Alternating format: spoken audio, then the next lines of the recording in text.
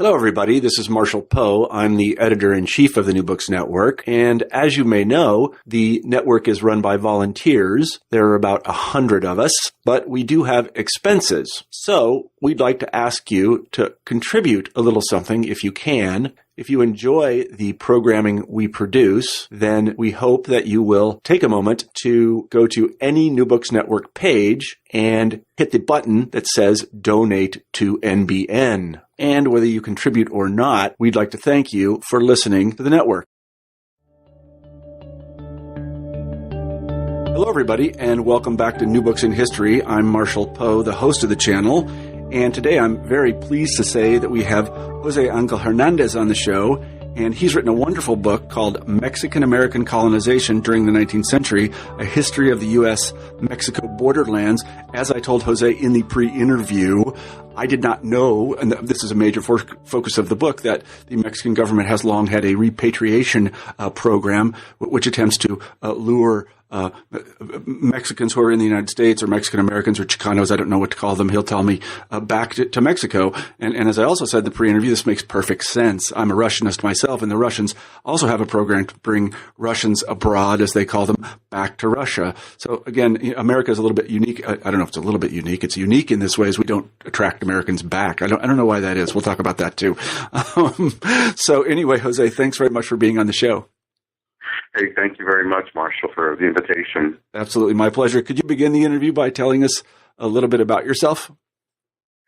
Well, I'm currently an associate professor at UMass in the Department of History, but this year I'm a visiting associate professor at the University of Houston with the Center for Mexican American Studies. I'm originally from San Antonio, Texas. I was born in Monclova, Coahuila, but my parents came to the U.S. when I was about 17 months old, and so grew up in San Antonio, was in the U.S. Navy immediately afterwards as a jet mechanic, and did a quick tour on the USS Forrestal, and went to school, got a couple of degrees, wrote a dissertation that was very much related to the book, and as a condition of employment, I had to publish the book, so there you have it. I've never heard one like that. That's the best one I've ever heard. I got a couple of degrees, and as a condition of employment, I had to write this book. Isn't it true? I'd like to talk to you about being a jet mechanic, because I kind of have an aviation nut, but because that's pretty cool, being an aviation mechanic. Yeah. So I don't think aviation mechanics ever want for work, do they? I mean, what's that? Jet mechanics, they don't want for work, do they? I mean, isn't it pretty easy to get a job as a jet mechanic? Oh man, it was it is if you're sort of in the machine shop and you're working with the jets themselves. But in the Navy, you sort of have to work your way up in the system, and so I was only in for 4 years. So about 3 of those years I spent as a glorified grease monkey more than anything else. Well, that gives you a lot more experience than most of us in academia. Let's say that. So tell us, I was going to say, tell us why you left the Navy, but don't tell us that. Tell us why you wrote, Mexican American Colonization During the 19th Century. It's actually not that, in this sense, it's very typical, Marshall, of like the graduate experience, I think, which is that, you come into graduate school with these ideas about writing, on X topics, and then you discover, for whatever reasons, that, there's either not an archive for it or there's these obstacles. But long story short, when I was at the University of Houston, I went to go study there with a gentleman named John Hart, who is basically, even today, probably the nation's expert on Mexican anarchism. He's written 3 books on it. And after kind of proposing a few topics, and I guess he saw my frustration, he was working on a book called Revolutionary Mexico, The Americans in Mexico Since the Civil War. It's a fascinating book. But he asked me on one of our office meetings if I was interested in Mexican Americans in Mexico, and I was immediately sort of drawn to the what? Exactly this question about narrative in the U.S. Of course, it's usually about Mexican migration north to the United States. I mean, and that's the entire body of sociology and most of the historical studies. So when John mentioned these colonization programs and he handed me, Marshall, I mean, I still have those notes. He handed me 2 or 3 scribbled notes that he had taken from the archive in the Mexican Senate. And from there, I went and looked at the historiography and wrote an MA thesis, and then went to Chicago and, lived in Mexico for a couple of years, and eventually saw that it was a window into a much, much broader process that I think the book just, in an essence, just outlined, I think, this longer and larger historical process, which neither U.S. historians nor Mexicanists, and ironically or paradoxically perhaps, people that studied like Mexican American or Chicano history, right, looking at this transnational process of people actually returning to a country of origin or being enticed to return and to resettle. So that's how I kind of, bumped into the topic. And then from there, I saw that it was just the tip of the iceberg, what John was handing me. Mm-hmm. Well, I got 2 things to say. One is he sounds like a great advisor. He's a sweet man. Yeah, really sounds like a great advisor. And 2 is, I mean, it's a testimony to your intelligence that you followed up on it. Because it is, I have to say, the notion of Mexican Americans returning to Mexico is, from the American perspective, a very odd one, because all we hear about is the other way around. Indeed, and I mean, you hear it, like you said, from the other way, and not only that, I mean, given the contemporary, not only the when I think, as historians, this, Marshall, I mean, when I say contemporary, I mean, not only now, but in the last couple of generations, the language about immigrants, especially those coming from Latin America and from Asia, but especially those coming from what used to be referred to as Mesoamerica, including Central America, Honduras, etc. The discourse and the language about this immigration has been quite mixed, to be fair. And so, on this side of the border, when you hear about immigration, you have the defenders about immigrants, but the rhetoric, the discourse, the anti-immigrant discourse, especially after 9/11, which got really, really ratcheted up, it's very different in that sense when you look at it from the other way around, the way in which, for instance, Latin Americans or even the Mexican state, in the case of the 19th century, is sort of glorifying and even in their own way racializing these people that are going to the U.S., and they're trying to find ways in which to entice them, to have them return to Mexico. But at the same time, I think it's important to point out here that, although the project appears at first blush to a lot of folks that have sort of, written a few journal pieces on it here and there, although it appears at first blush to be this sort of awakening of a kind of a nationalist consciousness in the 19th century, which, quite frankly, this as well as I do, it's comparable to the kinds of ideas that were emerging in Europe at the same time in the 19th century, very nationalist ideas, etc. And, so at first it appears as something that is a kind of a nationalist impulse, when in fact, if you look closely at how they're trying to colonize or trying to entice these people to return, is they're trying to strategically target areas along the northern frontiers of the Republic in order to have these repatriates assist the Mexican state in trying to pacify, quell, and eventually settle those areas and away from the grip of independent indigenous groups that have resisted the U.S. and Mexico for centuries, right? So, at first it appears as something that's sort of this, wow, they're doing something to help these people out, but in fact, it's the usual thing that most states do, which is just realpolitik. We're going to give it the patina of nationalism, but behind it is really very strategic military policy intended to help them pacify these various indigenous groups. Yeah. I mean, it's really the way imperialism works, because I'm thinking about the Russian case again. I guess I put it differently. It's the way successful imperialism works, because in the Russian case in the 18th century, the Russians would send large populations to the frontier. This was the Caucasus and Central Asia, precisely so that they could control the area and basically wrest control of it from indigenous peoples. And then after the destruction of the Soviet Union, the Russian border withdrew from those areas, and now the Russians are trying to get all those people back that they implanted way out there in Central Asia. So the parallel is kind of interesting in that way. So let's start the narrative a little bit and set the scene. Sure.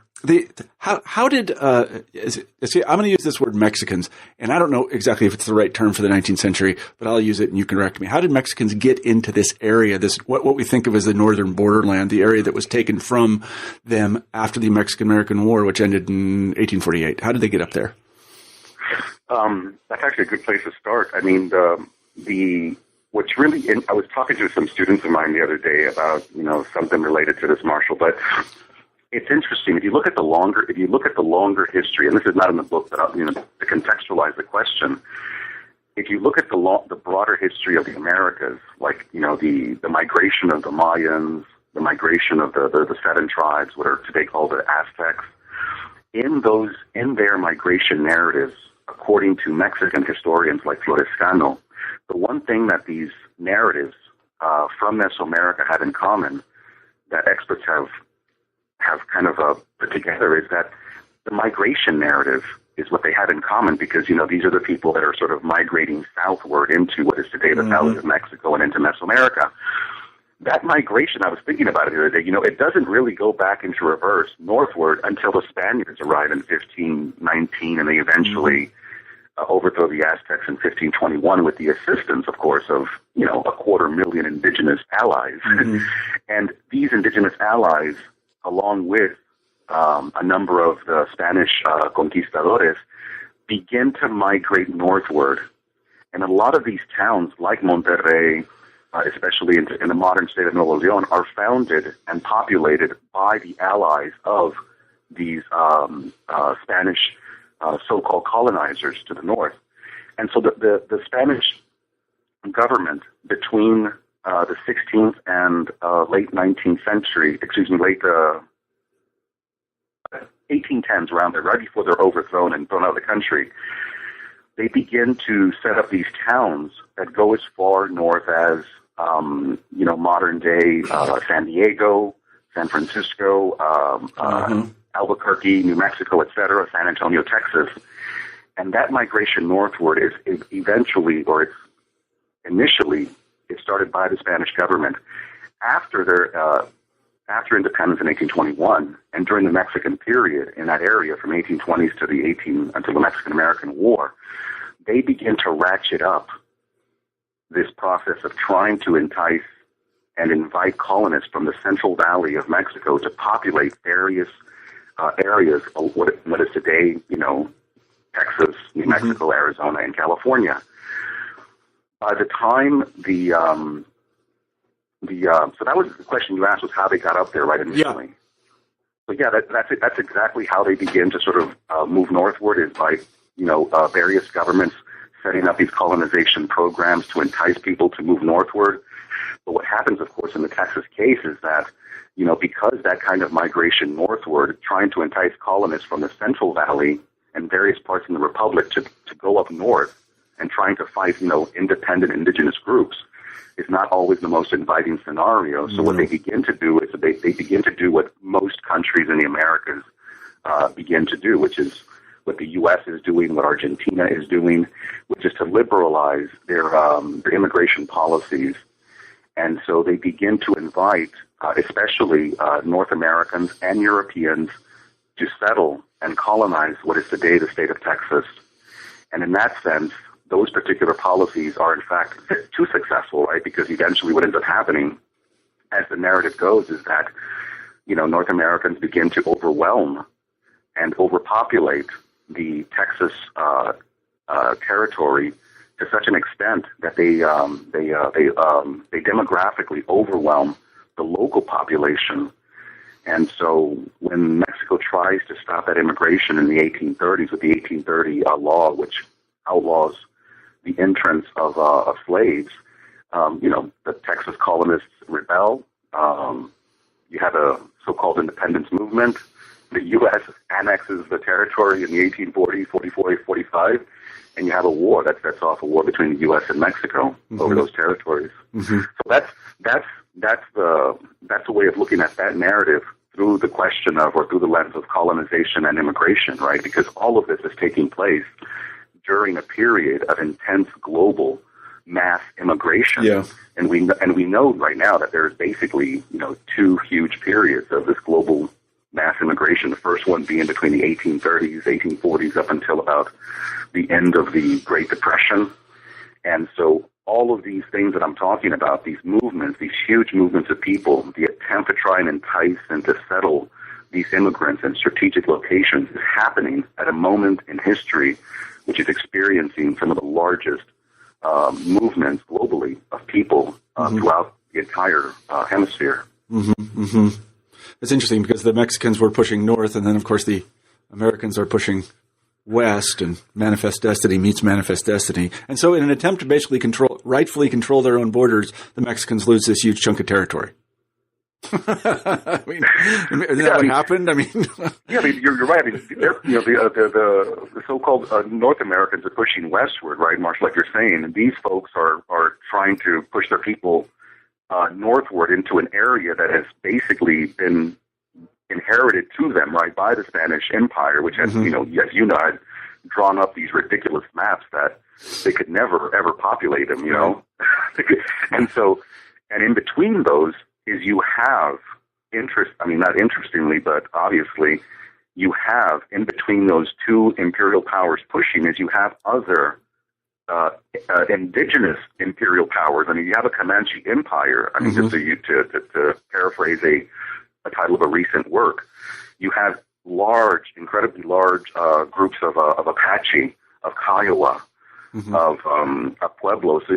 While you have these two huge, entities pushing, as you say, the others are also pushing back, and in the process, you have these two countries essentially signing an accord in the 1840s over a territory that, in many cases, both the Spanish government and the later Mexican government would have difficulty in trying to populate. Mm-hmm. So the areas of what are today, for instance, Texas, New Mexico, California, the populations in those areas after the Mexican American War of 1840 and 1848, those populations constituted probably 1% of the total Mexican population. Mm-hmm. Mm-hmm. So, I think as I said in the book as well, it's like the Mexican government would realize only too well what the Spaniards had known before them, and what even the Aztecs had known before them, that it would be very difficult to try and settle the area that today we know as the border, because that area is settled, controlled, populated by a series of independent indigenous groups that had been independent of both the U.S. and Mexico for many centuries. Mm-hmm. Under that, let me ask a question out of ignorance again. How did the Mexican government categorize indigenous peoples in the 19th century? And I think just by an analogy, of course, in the United States, they become nations, and they have certain. I mean, this happens later, but this is the way we treated them. We treat them as nations, and they have various rights of sovereignty and some other things. How did the Mexicans deal with this question? There's been some work on that, and David Weber's book it's called Indios Barbaros, or it's called like Spaniards and Her Savages in the Age of Enlightenment, something to that effect. And he does pose that question in what he says, between the U.S. and Mexico, exactly the way you've asked it, Marshall. And what he says is that by the time of the Enlightenment, Mexico had come to an agreement, an accord with these people, but how they treated them, I think, is very different on paper or in theory than they do in practice. Mm-hmm. So, for instance, you asked a question about the 19th century. After independence, what Mexico does, which is a very fascinating case and something that I think would be worth researching more for U.S. historians, is that Mexico erases all ethnic and racial categories from its census. So even today, you cannot put down, what we have in our country, which is, black, white, right. Asian. Mexico removed all those distinctions by the 1820s. And so how they treated indigenous groups, I think, on the one hand, theoretically, at least on paper, all people were equal. In practice, however, and even with respect to the period that I'm looking at with the book, is that they did make a distinction, but the distinction they made was between what they referred to as indios civilizados and indios bárbaros, civilized Indians and or uncivilized, or barbarous, right? Bárbaros. Yeah. And of course, the ones that were so-called civilized were the ones that were going to fight on their side, right? Against those that were uncivilized, against those which were uncivilized, which basically meant that they didn't want to, and I mean, and Mexican intellectuals and even priests pointed this out. You call them barbarians simply because they don't want to live under your own system of governance, right? But for them, that's the distinction that they drew, and I think what it basically is like, those who wanted to become Mexican. Because I was having a discussion with a friend of mine who does Chinese history, and we were talking about exactly how it is that that everyone, for instance, in what is today the geographical space of Mexico, is referred to as Mexican. But in fact, Mexican comes from the Nahua word Mexica, which is the ethnic group of the Aztecs, a very small minority that was late in entering the Valley of Mexico, in 1111 AD, according to their own mythology. But it is this group, which is not the greatest, only the latest, right, in the Valley of Mexico, which encounters the Spaniards in 1519. And so these are the so-called hegemons, right, of the Central Valley of Mexico. But after independence, this entire geographical space that we know as Mexico becomes, in effect, Mexican, right, when in fact you have thousands of indigenous groups like, Kickapoo, Yaqui, Tarahumara, etc., and all of them effectively, to go back to your question, after the 19th century, how they treated, they become collapsed into this one ethnic category called Mexican, right? And that's, so I think in that sense, if one was to contrast that with the U.S., I think it's quite different that Mexico adopts an indigenous identity, or a mestizo identity, if you will, whereas the U.S. does not. Yeah. Well, this is why I said earlier I was a little bit uncomfortable saying Mexicans in the 19th century, because in America, when you say Americans, that's a working category, right, Marshall? It is. Category, But in the United States, if you say Americans in the 19th century, you mean usually white people and their slaves, and then there are the Indians or Native Americans, and they're not Americans; they're something else. And I just wondered if there was a similar distinction. I'd get yelled at if I called everybody an American in the 19th century, and probably for good reason. But in Mexico, I guess everybody was Mexican by the fiat of the Mexican government.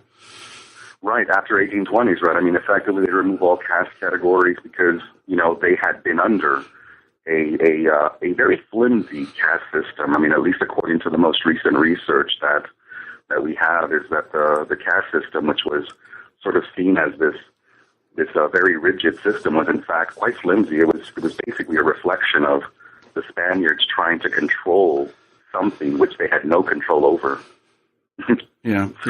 So tell us how the Mexican government, after the Mexican American War, which, as I say, ends in 1848, how did they try to entice these Mexican Americans, let's call them that, back to Mexico? By doubling their lands. That will work. By doubling their lands. No military service, no taxes for 10 years, all of these incredibly enticing, offers, which again, on paper, in theory, in legislation, at first blush could be read as like, wow, this is really, really an amazing thing they're doing. But, what I did was I decided to, during the research, actually drive my, 1989 Honda Accord and said, you know what, I'm going to repatriate myself and see where these people went to. And so I did. And, I was fortunate enough to get some money. And, for about a year, I drove around and, put about over, I think, 200,000 miles on that poor car. Yeah. And repatriated myself. So how do they entice them? By doubling their lands, by giving them all kinds of tax concessions, goodies. But in practice, it left much to be desired. And so what I do is, in order to not lose sight of let's not just pick on, one area. What I did, Marshall, was I decided to look at cases in Texas, in New Mexico, and in California to kind of get a a kind of a comparative approach. Not only that, what the Mexican government does, interestingly enough, after the Mexican American War, is that they assign what they refer to as a repatriate commission to each of the three regions. So interestingly enough, these three regions were divided that way during the Spanish period and during the Mexican period, but they were divided this way in a military context. Mm-hmm. So the people from Texas would therefore be repatriated to the neighboring state of Coahuila. The territory of New Mexico, the New Mexicans there would be repatriated to the neighboring state of Chihuahua, which had the largest, New Mexico had the largest Hispano, Mexican American, what have you, population. And then the people that were in Alta California would then also be repatriated to the neighboring states of Baja California and Sonora. So what they do is they assign a trusted individual for each of the three regions. What I discovered immediately was that most of the attention was given to the New Mexico case because that, of course, was the area that had the highest concentration and population of ethnic Mexicans during the period. And in fact, New Mexico would continue to be majority Hispano well into the 1930s, you know, and they had quite some legislative power there. So that area was targeted and probably the most quote-unquote successful. For the case of Texas, they tried to find several people to head the Repatriate Commission, but they could not find anyone. So the various cases of repatriation that I found there were in many cases organic or done by the people themselves. So on the one hand, this is what I was saying, Marshall, is that you have a law, a piece of legislation, but you don't have the infrastructure to kind of follow it through. So what you have is the law floating back across the border into Texas, people finding out about it, and in many cases, and in most cases, in fact, they organize on their own, organically or collectively or mutually, to form a repatriate organization or a colonization scheme of some sort, and they themselves return on their own accord. The same thing happened in California, but to an even larger extent, because in California, as you probably know, immediately after the signing of the Treaty of Guadalupe Hidalgo in 1848, which ends the war between Mexico and the U.S., the following year they discover gold in California, and California, in many ways, I think, becomes probably one of the first globalized cities in the world, because you have there an immigration that comes from, you know, Australia, Hawaii, Peru, Spain, Sonora, China, Ireland, Europe. I mean, from all over the world, almost overnight. Mm-hmm. And so what you begin to have there is, you know, early on, even before the gold rush of 1849, you already have evidence and instances of Sonoran miners that have had years of working with gold and mining. They themselves are already migrating into the gold placers of California and coming back to Sonora with millions and millions in gold. Mm-hmm. So what happens there is that you have a gold rush in 1849. There is so much competition from other people that in the 1850s they passed a foreign miners tax, which effectively places a $20 head tax on especially Chinese miners, which are competing quite effectively with all the other immigrants that are there. And so what happens there is that a very intense, racialized, competitive climate takes place, mostly between men. And you begin to have something very interesting in California, which I did not see in New Mexico, and only in a few cases in Texas, which is this very collective and organized, like what can only be called a back to Mexico movement. These repatriation societies, which begin to form by elite members of that community. They advertise in Spanish language newspapers about these repatriation societies. So when the Mexican government tries to find someone to appoint to that area, what they do in a couple of years is that they find that the people that are taking the initiative there, they make that person, they appoint that person to head their own repatriate commission. So what they effectively do is that they assimilate an organic movement that is already taking place in order to have those people and those groups effectively return to Mexico, but with very, very little government assistance. In fact, of the $15 million that is given to Mexico for the Mexican cession, less than 1% of all of that money goes into providing assistance, help, and infrastructure to the very people who are displaced by that cession. I see what you mean. So you've sort of anticipated my next question, and that is, and I don't know if you can answer it because, people weren't taking polls and stuff, but the people who were stranded, let's put it that way, I want to say stranded, that's the wrong word. The people that found themselves on the American or United States side of the border, the Mexicans, did they think of themselves as stranded? Did they think of themselves as Americans? Did they think of themselves as people that were, that they had to come back to Mexico? Did they have any allegiance to Mexico? Did they think of themselves as Mexicans? Or did you ever find anything about that?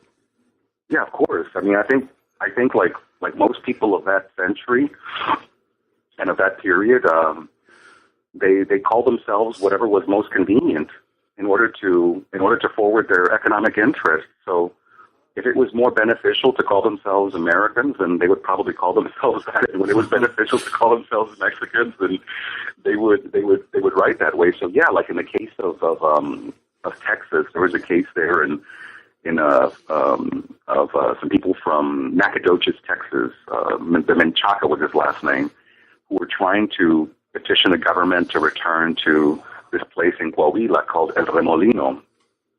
And the Mexican government botches the case. They can't even find a person to even take the position of repatriate commissioner to the area.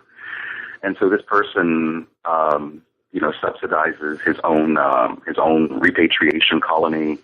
Has a couple of exchanges with the state governor, but not even the state governor with this individual can get the government to even fund any of this program. So they use the rhetoric and the language of nationalism, but that language itself can change. So I think they're quite it's quite a malleable kind of identity.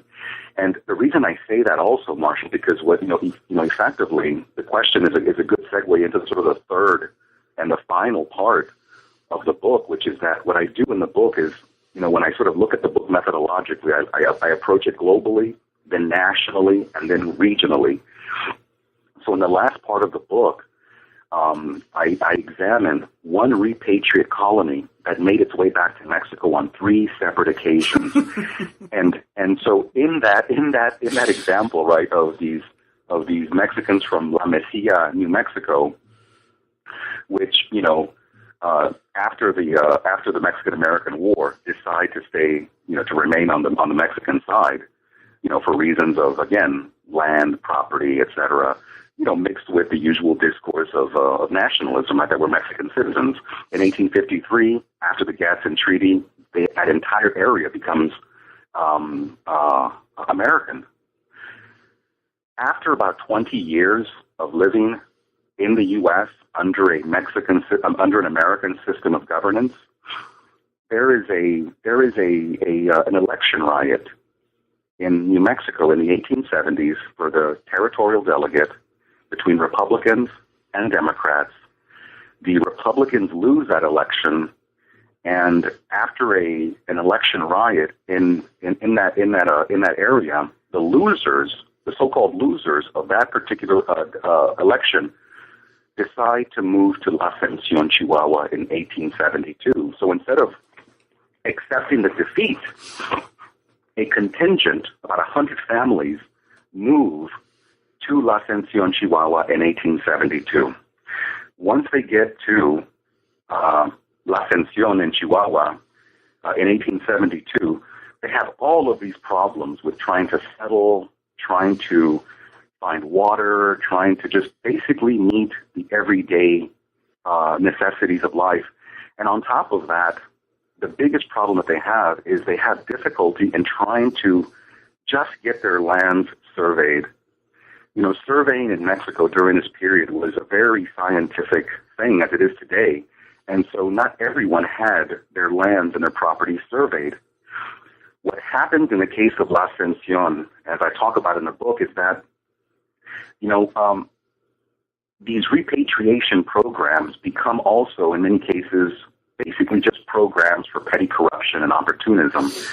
And so the Mexican government sends someone to La Ascensión as an overseer of the colony in order to survey the land and to oversee the colony. Long story short, this guy decides he's going to make a few dollars off these folks. He begins to swindle them out of a number of acres of their holdings. And in 1892, because of these faulty surveys, land displacement, petty political corruption, etc., the people of La Ascensión have another election riot, only this time 20 years later, in 1892. The leaders of that group will eventually return to La Mesilla and claim U.S. citizenship. So check this out. To go back to your question, Marshall. It's good to have options. Yeah, exactly. But exactly your question. Like, how did they? And that's why I really love the question. It's like, well, what do they call themselves? Because I think that is one of the things the book tries to do. Is that I think that it tries to sort of like deconstruct and question, this sort of nationalist narrative that always benefits mostly the nation, right? Mm-hmm. It's beneficial for the nation, for the government, yeah. But in reality, here you have these people. If we just look at the case of La Mesilla and La Ascensión, these people after the Mexican American War, are calling themselves Mexican and American whenever it suits them, whenever it's beneficial. These are people that voted, right, in an American against the Democratic and Republican election in New Mexico in 1872. They didn't like the outcome, so they appealed to Mexican nationalism, and the letters are there. The letters are there where, we want to return to the Mexican nation, to our motherland. And the same people then go back to Mexico. They live there 20 years. They not the very same people, but a contingent of those people. But some of the leaders, in fact, of that 1872 riot, after an election riot or a rebellion in 1892 in Chihuahua, a handful of the leaders will then return back to New Mexico and claim U.S. citizenship after having held political office in the country of Mexico on a few occasions. So yeah, identity in that sense, especially along the frontier, is convenient. Mm-hmm. And the reason why they could do that, Marshall, was because the Mexican government had also not clarified. They clarified it on paper, their citizenship laws. Like, if you come to Mexico as a colonist, you are automatically a Mexican citizen. Although they had clarified it in law, they couldn't enforce it on paper.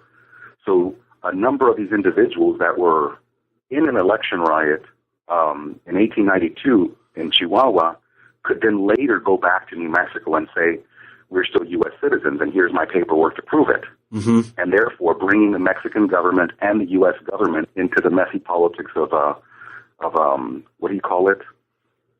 I had the term. Extraterritoriality? No. Extradition. Extradition, yeah. Into the messy politics of extradition. Yeah. So, yeah, the question is like, it's interesting, but when you see it from, the way in which identity is so malleable depending on the context, it makes sense, right? And I think we do it today as well, is that I think identities are incredibly contingent and contextual depending on what the context is. Yeah, well, this is especially true of Americans, where everybody's hyphenated, Right. I know, like being in Russia when I was first there, they'd say, where are you from? And I'd say, well, I'm an American. I'm from Kansas. What do you want? Does it get any more American than that? They go, really, where are you from?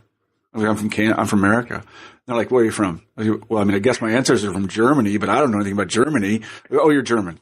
I've always liked No, I'm not. What's it called? When I was in the Navy, Marshall, you're 18 and you're being thrown, with a bunch of other, 17 and 18-year-olds and, from all over the country. And a couple of the folks there from the Midwest when you would ask them that question, they would say Heinz 57. I'm Heinz 57. Everything. Really? Yeah. But now it's kind of hip and cool. I mean, when I was growing up, it wasn't cool to say that you were like, German American or Jewish American or Mexican American or whatever. It was just like you were American. But now everybody's like, has a hyphen and there's from someplace, but that's okay. I don't mind that at all. It probably has to do with globalization, I suspect, right? Yeah, everybody wants to be. I don't know I can't really figure it out. I'm just American. So in any event, let me ask you another. This is again. I wanted to go back to another question, and this is important for me and probably important for nobody else. But what sort of legal status did the United States give the people, the Mexicans, who had been left on the American side of the border after the war, after 1848? Did they get to keep their property? Were they made citizens immediately? What did the United States say to these people? Well, on paper, they were given the option. They were given two options. One is to stay, and one is to return. And so, for those they had a year. The citizens that were left in what is the Mexican Cession. And debates, estimates range, Marshall. So, some people will say 116,000. Yes, some estimates as high as 250,000 Mexican citizens that resided in those ceded territories. So in the Treaty of Guadalupe Hidalgo, they had a year to decide on their citizenship. If they stayed and they did nothing, this is interesting if you think about it in today's context with Mexican migrants, especially the so-called undocumented, which is that they had an option. So after a year, if you didn't do anything, you automatically became a U.S. citizen, or you had a year to return to Mexico. And so obviously the vast majority opted to stay, and at that moment you could see exactly why, because one of the big issues during that period, as can be seen by just looking at the law, is the question of these independent indigenous groups that, again... I was going to ask just about them, because they were in a particularly interesting situation. Go ahead. Yeah, so, that was the... I don't want to say the 800-pound gorilla in the room, but that was the main issue of who could provide protection and safety, right, to these borderlanders. Was it going to be the U.S. or was it going to be Mexico? And so the U.S.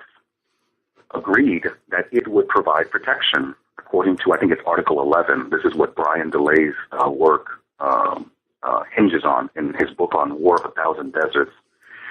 And so it was obvious that neither the U.S. nor Mexico could control the area, and you can see that in the subsequent treaty between the U.S. and Mexico in 1853, when the U.S. buys the gas and purchase, but they remove Article 11. In other words, they remove from the treaty their obligation to patrol and to control that area, because they cannot. Mm-hmm. In fact, it will not be until about 1885 or 1890s, around there, when the U.S. and Mexico come together to collectively quell the last of the Apache resistance with Geronimo. Mm-hmm.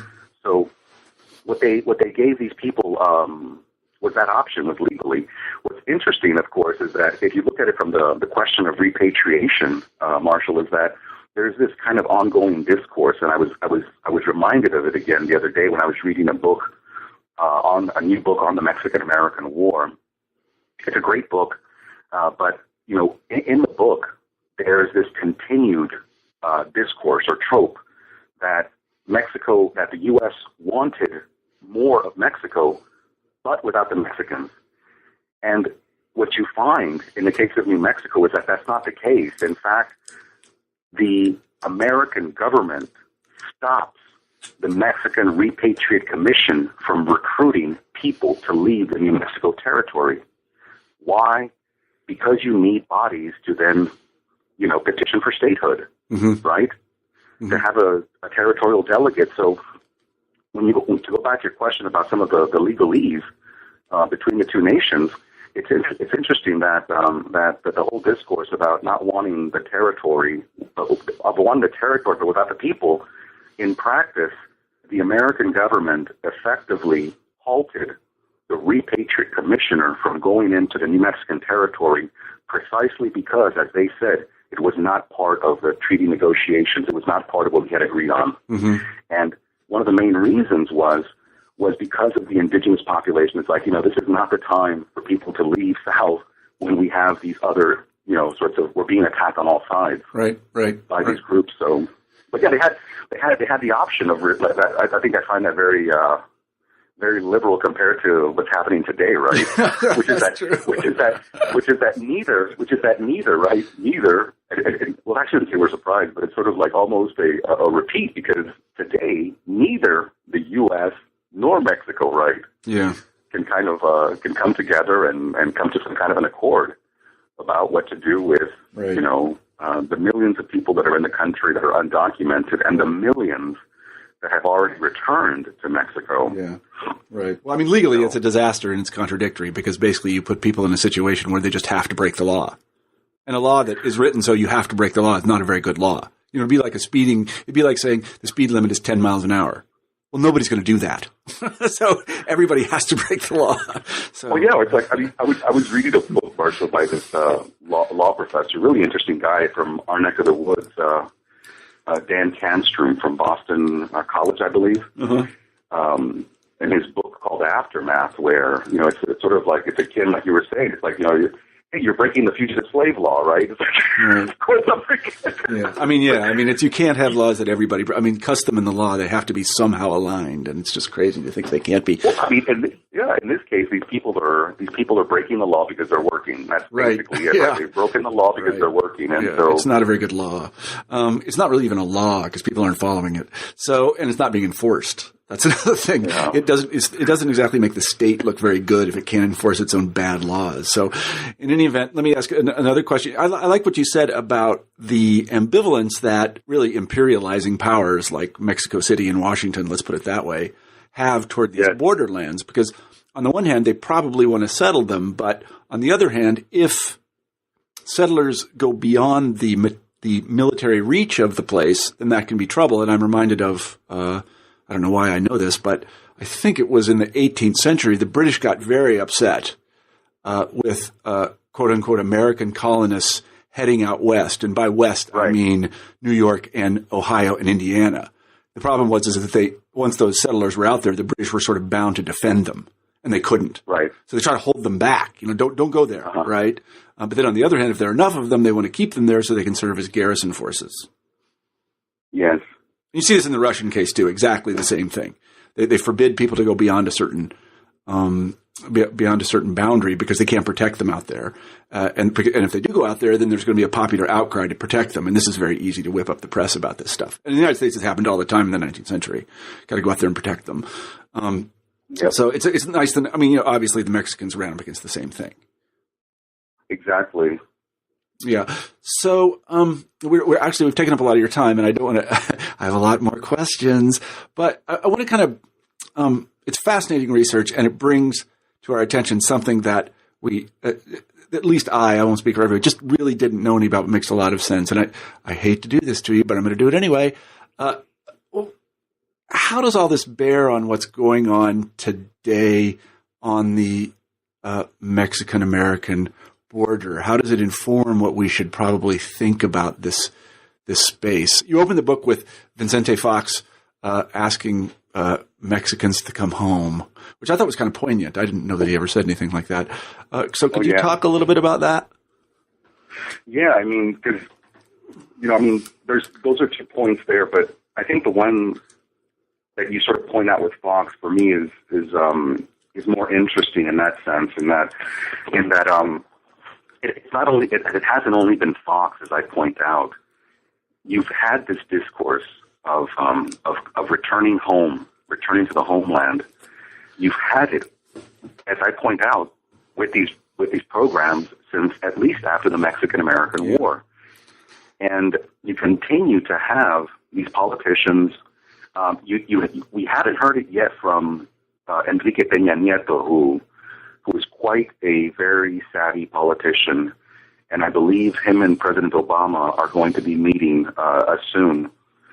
Probably won't be discussing immigration reform, But almost every president for the last century has had some kind of a discourse of an idea of returning to Mexico. And in fact, there's already been research done about how repatriates fared when they returned after the Great Depression, right? The so-called million Mexican and Mexican Americans that were deported in the 1930s after the Great Depression. Yeah. There's been studies done on that where, Mexico's colonization efforts were a miserable failure. There's been some research on the people that returned after 1954 under Operation Wetback. Again, not to very effective resettlement or repatriation programs. Those that are returning since 9/11, especially the first victims of the workplace raids in 2003 under President Bush, many of these individuals have returned more and more impoverished than when they left. So, what the book tries to sort of broach is exactly like, look, we keep on, this particular population continues to hear this very nationalistic and glorious sort of rhetoric about how these people are supposedly, more superior and more modern, and they should return back to the homeland. But in effect, what I found is that the Mexican government, irrespective of political party, whether it's the whether it's the PRI or the PAN, Mexican governments have shown more interest in remittances than in the welfare of those people. According to Mexican estimates, by the way, these are not mine; these are estimates from Mexican newspapers. The remittances, which in some years has easily gone over $20 billion and has become the second and third largest source of revenue for these populations. It has reduced the population. I mean, it has reduced the poverty level by 15%, and yet the Mexican government allocates a miserable budget to programs or an infrastructure that will attend to these people that are returning right now, that are being repatriated. So, in that sense, that's why I open up with Vicente Fox, which is that this is where rhetoric meets reality, Marshall. Right? It's a lot of discourse, a lot of rhetoric, but if we look at it and if we examine this rhetoric with actual empirical data, I mean, even historically, let's look at the Mexican government programs themselves that they themselves implemented. And again, as I say in the book, I mean, the government deserves credit for implementing the laws. But the fact is that I think in terms of a budget and in terms of trying to effectively do something about it, you can just look at the budgets to see how much money is allocated towards these programs to see exactly where their heart is at. Yeah. So I'm glad you mentioned the remittances because I was going to mention them next. And just so people know, what we're talking about here is money flowing from Mexican immigrants to the United States back into Mexico.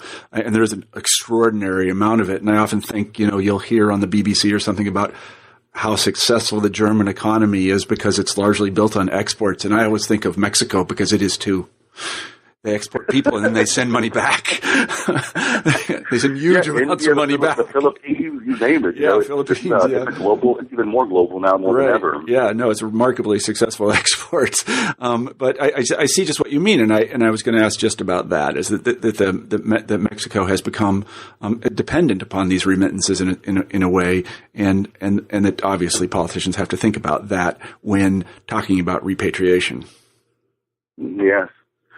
They have. I mean, and I think with the economy, the way that it's played out, especially since 2008, it's become even more so. I think the problem with that's happening now, however, is that migration to the U.S. from Mexico has come to a statistical zero.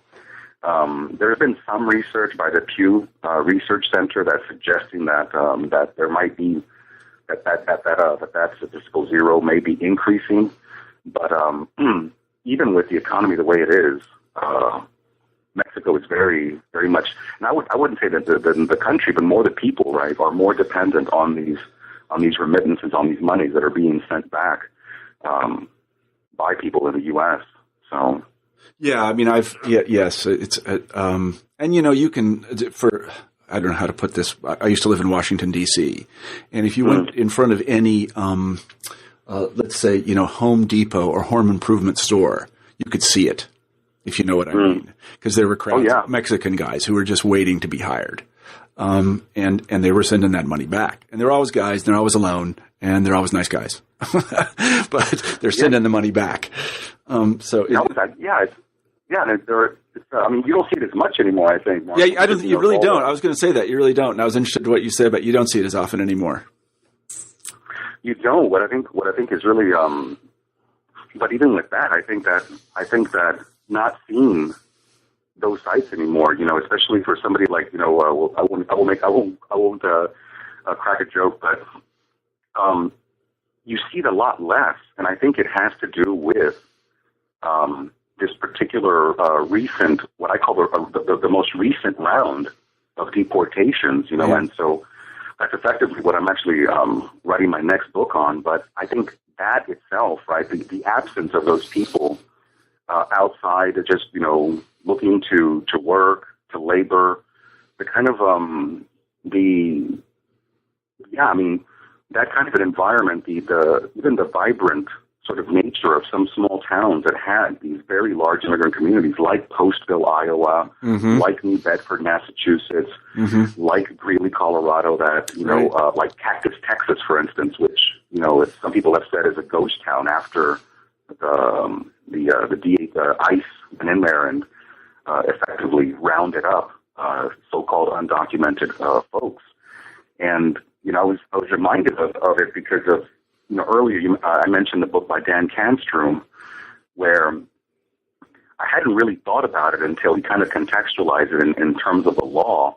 But he actually goes even further than I would even suggest by saying that what we're seeing today is something that is a national embarrassment that is akin to the Japanese removals and the internments.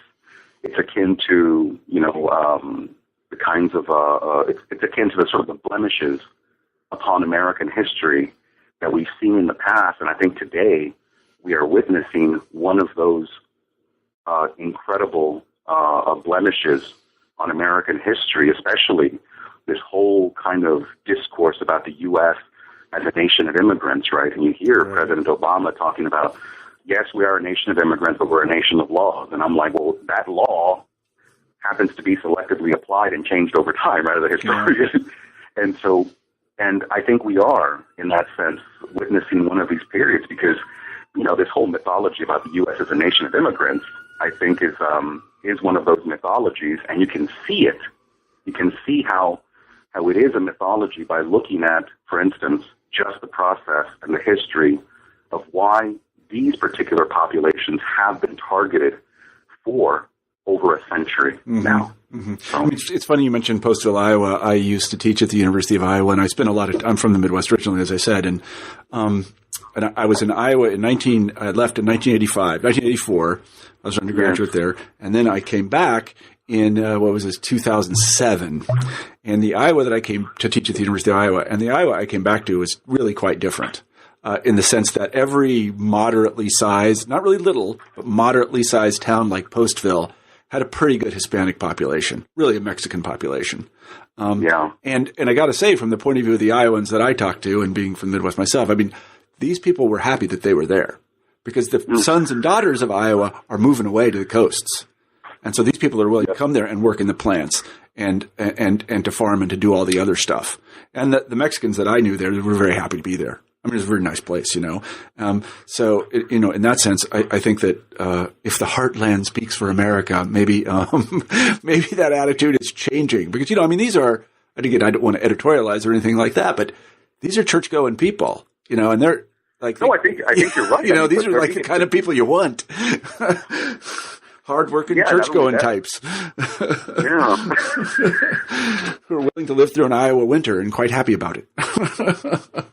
Tell me about it. Yeah. So, boy, do I have winter here. Thank you very much for writing the book, and thank you for your time, Jose.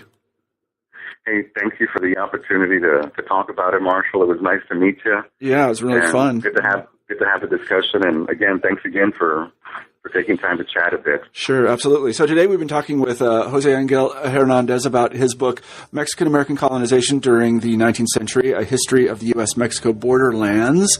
And let me say to everybody listening, thank you very much for listening, and that I'm Marshall Poe, the host of New Books in History, and I hope everybody has a great week.